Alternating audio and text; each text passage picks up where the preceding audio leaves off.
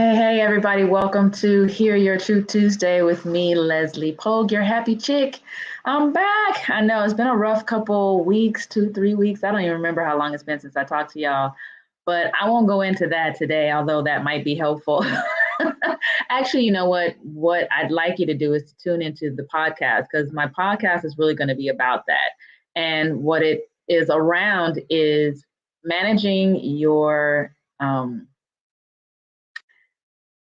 coping mechanisms, managing your coping mechanisms, or recognizing when your coping mechanisms don't work, when you're outside of your normal environment, because we create our coping mechanisms and the things we do to get through.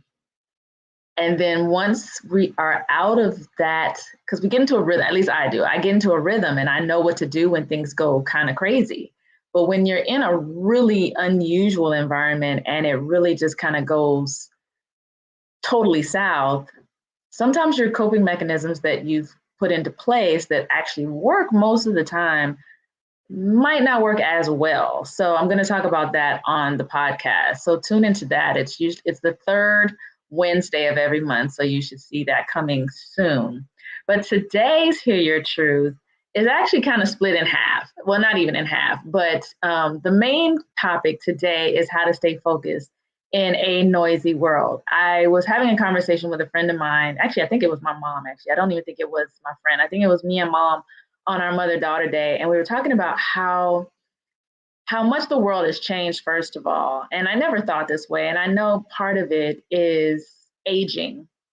So for those of us who are 50 plus, the world has changed a lot. And I don't even want to think about our seniors that are really seniors, because I can only imagine. Just like it used to blow my mind that my great great aunt was 109. It's like, how much change has she seen? How does she even keep her wits about her? But she probably didn't have a mental illness. So there you go. Okay, so back to the point. I know I'm rambling. When you are managing a mental illness, it makes things exaggerated. I don't even want to say harder because that's not necessarily true, but it does exaggerate the way things are around you and how they land on you. Now, if you're not managing a mental illness, just regular mental health, change is change. At the end of the day, change is change. And over time, things evolve, right? So if you are the kind of person that, one, doesn't like change, which very few people do, and very few people are good at adapting to change. But also, if you are traditional, or if you are of the mindset that you like the generation you grew up in, and as things are changing, again, I've mentioned this before of how when I grew up, TV went off. It's helpful to our brains and our bodies were not designed to be on 24/7, bottom line. And that's just basic health. That's basic psychology. That's, healthcare 101. Our bodies were not designed to be on 24/7. And now we've grown into a world that is on 24/7. There is, at any time of day, you can get food, you can get information, you can get transportation. It never stops. Now, also, we have our lovely cell phones, which have speaker, and people love talking on speakerphone in public. And while that is my pet peeve, one of a few, it may be others' pet peeves. And for a lot of people, probably doesn't bother them at all. And again, it could be generational, but it could be a person. I want you to take away from this that just because you're in a certain age group doesn't mean that you're not hip to the technology. I'm not a big fan, but there are lots of people that run circles around these young folks that are in their 40s, 50s, 60s, and 70s that can just, and they're all over technology. So please let me be very clear that I'm definitely not saying that it's an age thing that limits you. It definitely limits me because I'm a traditionalist. I like pen and paper. I like when things go off. I like the way things were, but I do what I can with technology, obviously, or I wouldn't be, broadcasting this lovely moment of truth. So, all that said is if you find that you are, and maybe it never occurred to you until talking about it now, framing it this way, because the world has become very noisy. Um, you have a lot more cars on the road.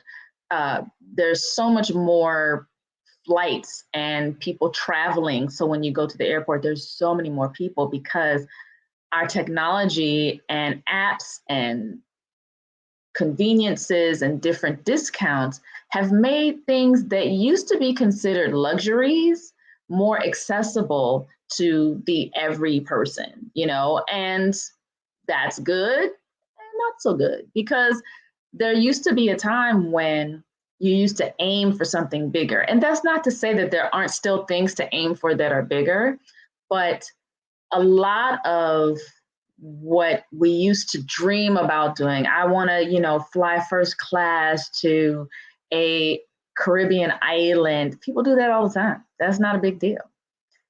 I want to have a designer bag that, it costs $500 a bag, or I want a pair of $500 sunglasses. A lot of people do that all the time. They get discounts for them. You can rent them now. There's so many ways to have the luxuries, what used to be considered luxuries of the rich and famous, in your everyday life.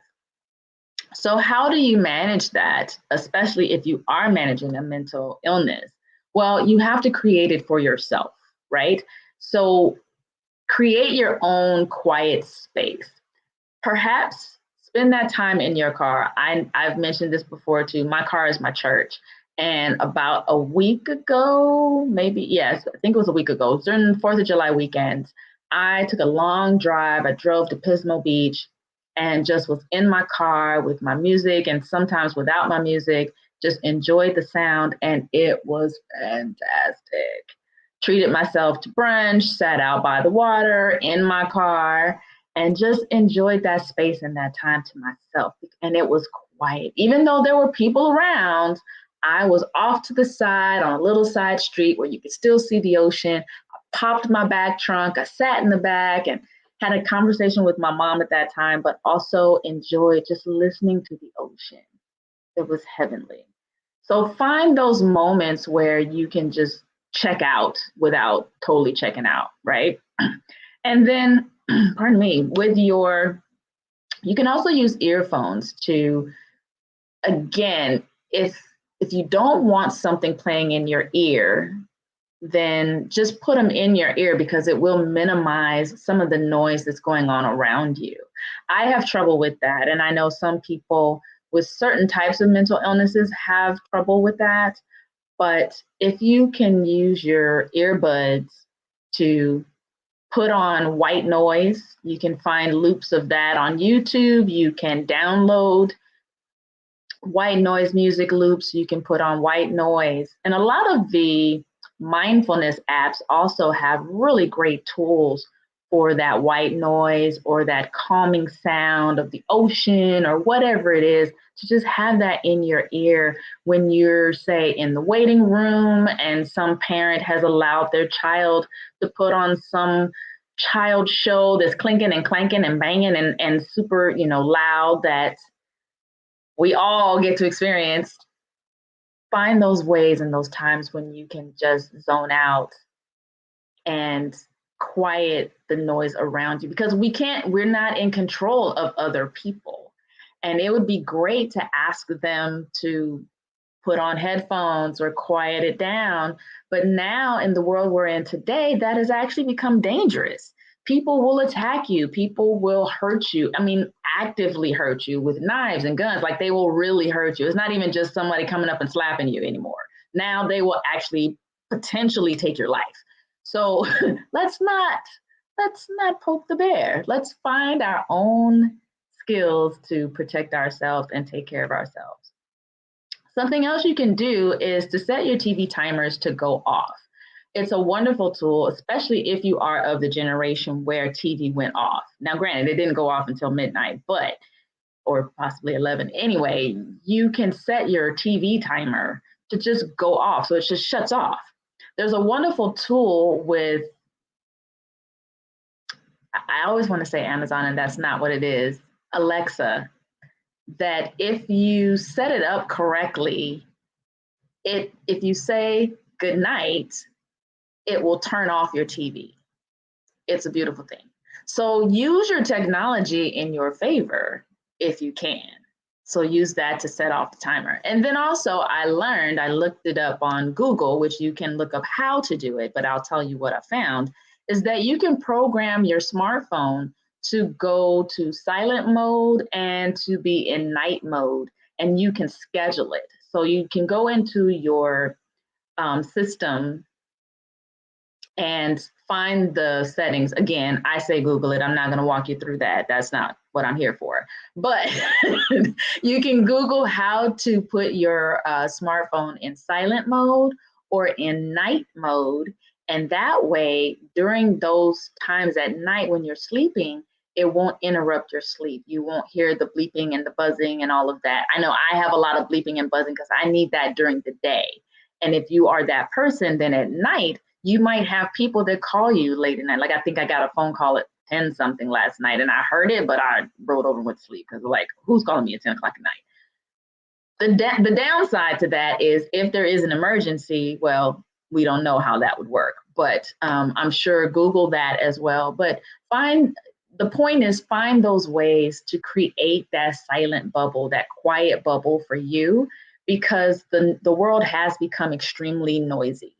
And it can be detrimental to your concentration, to your focus, to your, if you have heart issues, to your blood pressure. It can really impact you physically in a lot of ways, in ways that you might not realize is happening. So think about your physical health and your mental health. Notice the different changes that may have happened recently and consider that it could be because the world has evolved into such a noisy place right now. And perhaps there are some steps you can take to minimize some of that impact. All right, so I'm going to take a couple moments too at the end, I know I've gone over my little 10 minutes that I like to do, but last night I went with a friend to a comedy place to do stand-up comedy. Some of you know that I do stand-up comedy. I'm getting back into it. So I'm practicing and going out and trying out material. And it's fun and it's fantastic. It's new and scary, but I'm having a great time, especially with this friend of mine. So we went to a place last night. I'm not going to call out names and I'm not going to call out the place right now, but we went there and we've gone there before. We put our names in the bucket of people to call. And in the past, we've done it and it's been fine. Last night, however, there was a new group of people, which was great, and the same old host. Now, this host in particular is very loud. He seems to think that if he's louder on the mic, he's funnier. I have news for you, he's not. And that is not just my sole opinion. That said, last night, my friend and I both felt the exact same thing. And lucky for her, like I was sticking it out because I know that she's really getting into her comedy. So I wanted to just be supportive and not be like, I want to go because this is really stupid. He's doing something weird with us. I don't know what. But she spoke up and we were both on the same page. So we got up and left, which really, I'm sure, threw him off because we did not let him take our power. And that's also the point of this. When you're doing something and you feel like someone is not treating you correctly, then do not let them hold you hostage in that situation, because there are so many opportunities to go practice our comedy that we did not need to stay there to be mistreated. I actually saw him in the back where he sits to time everyone. I saw him manipulating the tickets. So he was deliberately not calling us. And she and I were talking about it, and the odds, just looking at the number of people in the room, the odds of neither one of us to be called at all after an hour and a half of people going up for 5 minutes, it was odd, to say the least. It was very odd. So we both noticed a pattern of behavior. He also said that he wasn't, you know, because you dap hands when you come off the stage. And he was saying that he didn't want to do that because he didn't want to get COVID and blah, blah. He's trying to be safe and all that. However, I happened to notice that he dapped all the dudes, but all the ladies either had to ask for it or he skipped altogether. So again, when you notice patterns of microaggressions or misbehavior, you can, if you have the words or you feel it's a right opportunity to speak on it, you should definitely speak on it for sure. But you do want to choose your battles. This is not one we needed to fight. This is one of those where it's like, you know what, deuces, we're out, we're gonna bounce, because this was unnecessary, but not unexpected. This particular person, he exudes that white privilege, that I don't want women here, I don't think that they're funny, and all of that. He totally exudes that behavior. So I'm not surprised that that is exactly how his behavior showed up. All right, so that is your Hear Your Truth Tuesday for this week. Again, always tune in to follow me on Facebook at LP Speak. Follow me on Instagram at LP Speak. Go to my website to get the 10 practices to achieve the habit of happy. Go to the website too to check out the webinars that are coming up. I have a webinar on, I have my calendar in front of me,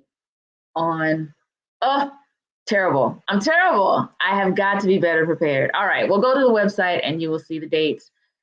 There's one coming up in August and one in September. I think it's the last Thursday in each. Oh, shame on me. Oh, anyway, check it out. And you can go onto my website and get the links to those. Podcast is back. So the podcast is out there, and it is definitely the third Wednesday of every month. So it's coming out soon. You should see that, I think, next week. All right, so I've rambled on enough. Enjoy the rest of your day, and until next time, go, be, do.